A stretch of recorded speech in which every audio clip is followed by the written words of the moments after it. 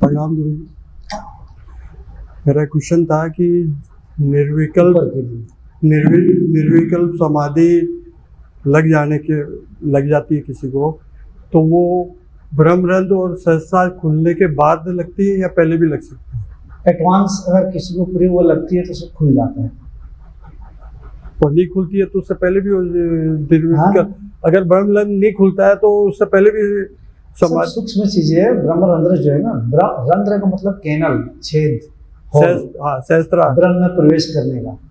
तो सूक्ष्म शरीर में ऐसी एक व्यवस्था है जो रंध्र ब्रह्म में प्रवेश करने का वो खुलता है। अच्छा, तब उसके बाद ही लगती है निर्विकल्प समाधि? नहीं, ऐसी कोई बात नहीं। कोई समाधि लग रही है उसी वक्त ये घटना हो सकती है सब कुछ। अच्छा, उस वक्त किसी का धीरे धीरे पहले नहीं होगी रंध्र खुलने का? रंध्र खुलने से पहले नहीं होगी, मतलब समाधि? हाँ, समाधि लगी नहीं और खुल गई। देखिए, समाधि की जरूरत नहीं कि आपको 1 घंटा समाधि में जो बैठ रहा है वही समाधि है। आंखें खुलते चलते फिरते भी कभी धीरे धीरे प्रोग्रेस कर जाता है सारा। कभी शांति से बैठा है 1-2 मिनट के लिए भी, और धीरे से वो उसी अवस्था में पहुंच जाता है। ऐसा भी केसेस हमने चेक किए हैं, देखिए है, ऐसे भी होते हैं। ऐसे भी होता है? हाँ, ऐसे भी होता है। ये कुछ नहीं। उसका ब्रह्मरंध्र, उसका अनाहत नाद भी नीचे छूट जाएगा, वो ऊपर जो शून्यता है उसको लेगा, या नीचे से उसको नहीं सुनेगा। मतलब मैं सुन रहा हूँ वो बात नहीं है। सिस्टम में कभी बच गया तो बच गया, वो उसके लिए वो मर गया, वो छूट गया सब कुछ। ऐसा है। और अभी जब मैंने सुबह क्वेश्चन पूछा था, उसका वीडियो आप उसमें मत करना है, रोने का। अभी जो ठीक, वो वीडियो का काम तो हमारे वीडियो डिपार्टमेंट वाला करते हैं। अगर करना भी है वो तो वो मेरा चेहरा थोड़ा सा वो कर देना। अच्छा, धुंधला। तो फिर सदना में मत आना। नहीं, कोई नहीं आपको आगे। नहीं, दूसरे देखे करें तो इसीलिए कह रहा हूँ, कोई फायदा नहीं है। अच्छा, कोई बात नहीं, कोई फायदा नहीं आपको आगे, क्योंकि दूसरे का ख्याल आपने बहुत है। नहीं, बहुत वक्त लग जाएगा। चलो, आपकी बात गलती से आ जाना। नहीं, माना ही मत। नहीं, आपकी बात मानेंगे, गुरुजी की बात मानेंगे। ऐसे लोगों तो कपड़े खुले अंडरवियर लेकर मैं भेज दूंगा। अभी ऋषिकेश चक्कर लगा के अब सामने बोलूंगा वीडियो करो। अंडरवियर नहीं खुलवाऊंगा, पूरा ख्याल होगा। इतने दूसरी का जब ख्याल होगा तो आप साधना में कैसे प्रगति करेंगे? सही है। इसका मतलब है कि दूसरी आपको कंट्रोल करेंगे, दूसरे आपके अंदर में विचार को बुनेंगे। चलो, ये क्वेश्चन किया तो उसमें आपके उत्तर में मेरे को बोध हुआ, तो मेरे को अच्छा लगा कि ये आप गलत क्वेश्चन किया है।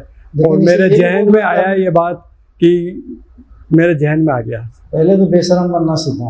हाँ, सही। दूसरे के ख्याल दिमाग से निकाल दो। सही। यही बात वो डोली है हमारे वहीं पे फाउंडेशन में, ये वीडियो डिपार्टमेंट में रहती हैं लोग, काम करती है, सेवा करती है। तो वीडियो रिकॉर्ड हो रहा था, इसने भी कुछ पूछ दी मुझसे, रिकॉर्ड हो गई। तो गुरुजी ये मत डालिएगा। आप मेरे पास भी इतने भी करीब रहोगे ना, अभी जैसा वैसे ही है। ऐसा नहीं कि गुरुजी के करीब आ जाने से गुरुजी के ऐसे मनाऊंगा, ऐसा बात नहीं है। यहाँ मैं देख लूंगा इसमें कमी तो सीधी बोलूँगा, इसने ये कही। मैंने बोला नहीं, मेरे भैया देखेंगे तो क्या बोलेंगे, भैया या देवर या कोई किसके नाम लेते मुझे पता नहीं। मैंने बोला अब तो ये डालना ही चाहिए, नहीं तो तुम भाग जाओ, तब हम नहीं डालेंगे। यही तो तुम्हारे अंदर एक अहंकार बचा हुआ है। अहंकार को बचाने के लिए आधार मिला है।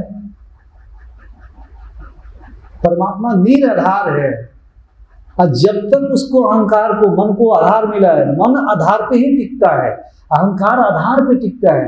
और अभी प्रकृति ने आधार ढूंढ लिया अहंकार को खड़ा करने के लिए, निर्मित करने के लिए। अहंकार तो जीवित ही रहेगा। सही है। साधु सन्यासी अंदर में परमात्मा की ओर, तो वो मतलब दूसरे का क्यों ख्याल करेगा? अभी साधना में हो आप, बिल्कुल चुप जाओ। सही बात। ये अहंकार का आधार है, मन का आधार है। मन नहीं मरा तो कुछ नहीं होगा। और मन का जीवित करने के लिए गुरु के पास में आके बोल रहे हैं कि ये वीडियो मत डालना। नहीं, या तो दोबारा मत आना। अगर मैं क्वेश्चन नहीं पूछता ना तो अहंकार जीवित रहता। अगर मैंने क्वेश्चन पूछ लिया ना, अब ये अहंकार मिट गया। हाँ, तो दूसरी ओर ये भी अहंकार मत बना लेना कि वीडियो डालो। नहीं, और दुनिया में कर भी नहीं। वही कह रहा हूँ ना, ये भी एक निर्मित होता है, इसको ध्यान रखना। क्वेश्चन नहीं पूछता तो अहंकार जीवित रहता। अब मेरा वो अहंकार टूट गया। बिल्कुल। नहीं तो ये तो बाहर के लोग आपको तुरंत बेचैन कर देंगे। बाहर के घर वाले और आसपास के पड़ोसी से अभी आपके अंदर ये क्या सोचेंगे, तो आप बहुत अभी साधना में बहुत निम्न स्तर पे हो, ये तो तुरंत आपको फायर कर लेंगे। माचिस जलाएंगे, धड़ाम धड़ाम फूटना स्टार्ट हो जाओगे आप। जैसे दीपावली में बजाते हैं ना फटाका, क्रैकर्स, फायर क्रैकर्स, इसी तरह से दुनिया वाला आपको फायर क्रैकर की तरह धड़ाम धड़ाम फोड़ेगा आपको। अपनी हाथ में पूरी नियंत्रण पहले रखना सीखो, तब आगे साधना होगी, तब साधना। जिसकी अभी संयम ही नहीं आया, नियंत्रण ही नहीं आया, उसकी साधना आगे कैसे घटेगी। अभी भी चीज़ों से डिस्टर्ब हो जाना, किसी के बातों से तुरंत प्रभावित हो जाना, प्रैक्टिस अप्रभावित होने की अभ्यास करना पड़ेगा। किसी भी चीज से प्रभावित ना हो, मौत सामने आ जाए तब भी मैं हिलूं ना, एकदम स्थिर ही रहूं। सूली पे चढ़ा दिया जाए फिर भी मेरे गाल इधर से भी इधर ना हो, पूरे परम शांति में डूबते हुए सूली पे चढ़ जाऊं। प्रैक्टिस, अभ्यास जो करता है फल मिलता ही है, कभी खाली नहीं जाता है। सूत्र मत दो संसार वालों को, नहीं तो उनको सूत्र दोगे वो अपने अनुसार नचाएंगे। फिर वही जो होता है ना, बंदर को लेके जाते हैं और डमरू बजाते हैं, बंदर नाचता है। संसार वाला क्या है, उनके पास डमरू है, वो बजाएंगे, उसके अनुसार आप नाचोगे। मुझे इसी तरह ये सब जोरहाट में एक बार क्या हुआ, शादी में जाना था। तो अब हम तो साधु सन्यासी की ट्रेनिंग लेके नहीं आए थे, तो धोती कुर्ता पहनते नहीं थे, तो मैं तो जीन्स टी शर्ट ही पहन के सेशन भी करवाने आ जाता था, जितनी भी वहाँ पे होती थी मैक्सिमम चीज़ें। यहाँ पे ऋषिकेश में आने के बाद थोड़ा सा हमने देखा, कई चीज़ों को देखी कि एक तो लोगों की अवचेतन मन में क्या है कि गुरु ऐसा होना चाहिए, थोड़ा धोती कुर्ता पहनना चाहिए, ऐसा होना चाहिए। तो बड़ा मुझे भ्रम सब दिखने लगा। तो चलो कोई बात नहीं, हम पहने ना पहने क्या फ़र्क पड़ना है। अभी भी हम देहरादून में जाते हैं तो जीन्स टी शर्ट पहन के घूमने लगते हैं, इधर लगते हैं। आप मिलोगे तो फिर ये तो गुरु नहीं है ऐसे बोलोगे। यहाँ पे एक आपकी चेतना के साथ इंटरेक्ट करने के लिए पहनता हूँ, दैट्स इट।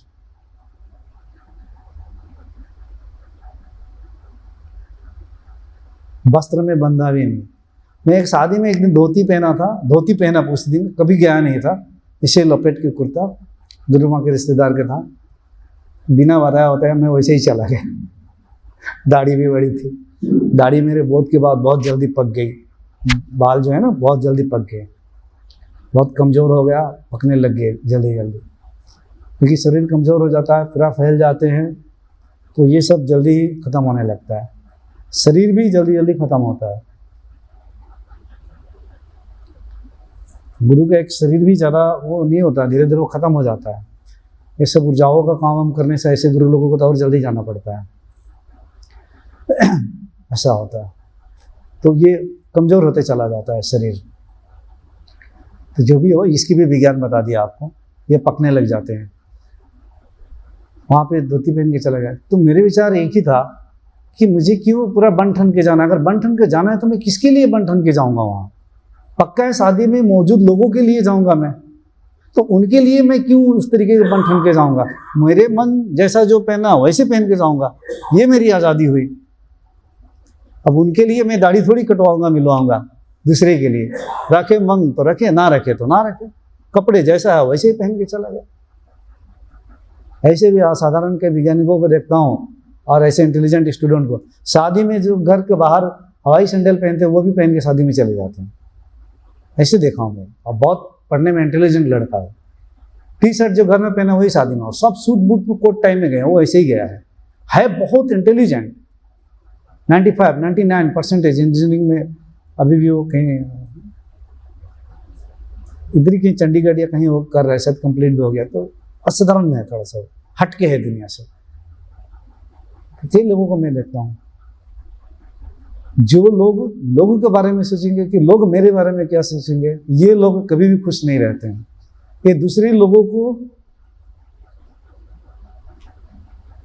खुश करने में या दूसरे लोगों को साबित करने में अपने जीवन गंवा देते हैं कि मैं अच्छा हूँ, मैं ऐसा हूँ।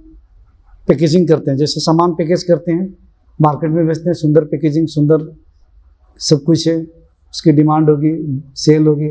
मनुष्य इसी तरह से सज धज के अपने आप को सेल में लगाता है, ऐसा लगता है मुझे जब देखता हूँ। मस्त में रहो, अपने नियंत्रण में रहो, संसार और दुनिया वाले के अनुसार नहीं। बस कुछ सामाजिक नियम, मान लो कि कॉन्स्टिट्यूशन है, अब कॉन्स्टिट्यूशन ये बनाई गई है तो इसको फॉलो करो, कल ये बदल जाएगी तो उसको फॉलो करो। कुछ सर्टन कंडीशंस होती है जिस पे हमें चलना पड़ता है, बाकी चीज मत फॉलो करो, कुछ मत करो, एक एक सब तोड़ दो, प्रत्येक सिद्धांत को तोड़ो। इतने गुरु आने का कारण क्या है? इतने गुरु परमात्मा एक ही बार किसी के द्वारा ज्ञान दे देता तो हो जाता। ये भी विज्ञान सुन लो, एक गुरु आया, पूरी तरह से हजारों लाखों लोग आए, उसमें डूबे, घुस गए, गुरु चला गया, अब गुरु को पकड़ लिए, अब उस गुरु का ज्ञान भी वो शास्त्र ही बन गया, उसको पकड़ लिए। अब उसको इतनी जबरदस्त पकड़ लिए, उस गुरु के सिद्धांत को, उस गुरु को अब उसको छोड़ नहीं पाते हो। कोई गुरु आता है, अब उसके नीति नियम और सिद्धांत को तोड़ने के लिए आता है, उल्टा उल्टा कहता है कि अब इसको छोड़ो, तुम इसको पकड़े हो तो इसको छोड़ो। एक दूसरे को छुड़वाने के लिए भी आते हैं। जीवित रहते रहते तो पकड़ने नहीं देगा वो, चले जाने के बाद उसके सारे लेक्चर्स, किताबें, हर चीज सिद्धांत बन जाता है, और सिद्धांत में फिर अटक जाते हैं। फिर कोई आएगा, बोले ऐसा ही छोड़ो, फिर इस जो आया छोड़वाया इसको पकड़ लेंगे, फिर आएगा कोई और उसको बोलेगा, और सारे धर्मों से छुटकारा दिलाएगा, सारे नीति नियमों से छुटकारा दिलाएगा। आपने किसी को पकड़ के रखा, उसको भी सारे सिद्धांत में छुड़वाएगा, मिटाएगा, सब कुछ करवाएगा। यही है, ठीक है, इतना ही इस पर, और ज्यादा नहीं। बोलने का तो बहुत है, 10 साल बैठोगे, 10 साल प्रश्न पूछो, 10 साल बिना किताब का ज्ञान आपको मिलते रहेगा। 12 घंटा 2 सेशन में मैंने कंटिन्यूअसली बोला, फिर बीच में रेस्ट करने के लिए बोला, गिनीज बुक में रिकॉर्ड की अपना ये करवाना चाहिए बुलाकर, होने वाला नहीं, ये आते रहेगा, ये बंद होने वाला नहीं। जैसे प्रश्न हो वैसे, बहुत डीप लेवल के प्रश्न, क्योंकि ये अनंत है, ये किताबी ज्ञान नहीं। किताब का ज्ञान तो हम भूल जाएंगे। ये भी गलत बात है कि आपको बहुत कुछ नॉलेजेबल होने के लिए या ब्रह्म को बोध करने के लिए बहुत किताबें पढ़नी पड़ेगी, ओशो की जैसे, नहीं, बिल्कुल गलत। और उन्होंने खुद भी कहा है, उन्होंने पढ़े थे बहुत, ये बात अलग है। मैंने जिंदगी में स्पिरिचुअल टेक्स्ट किसी ने एक नई भगवत गीता गिफ्ट की थी, तब मैंने देखा था, समझ में नहीं आया था। बाद में यहाँ लोगों को जब मैंने बताने लग गया, तो पहली बार मैं वेद प्रकाश जी, चंडीगढ़ यूनिवर्सिटी के मैथ्स के वो प्रोफेसर थे, उन्होंने कहा कि आपके हर एक बात, पहले ये कहा कि ऐसे कोई शास्त्र नहीं है कि मैंने पढ़ा नहीं हूँ, पढ़ा ही नहीं हूँ, सब पी लिया हूँ, पिया हूँ, जिया हूँ, ऐसे कहने लगे। और गुरु ग्रंथ साहिब पर भी उनकी पीएचडी है, एस्ट्रोलॉजर भी है, और एक चीज़ में कोई पीएचडी है, 2 पीएचडी डिग्री है। तो मैंने उनकी बातें सुनी, मैंने भी सोचा चलो शास्त्र खरीद कर देखते हैं लिखा क्या है।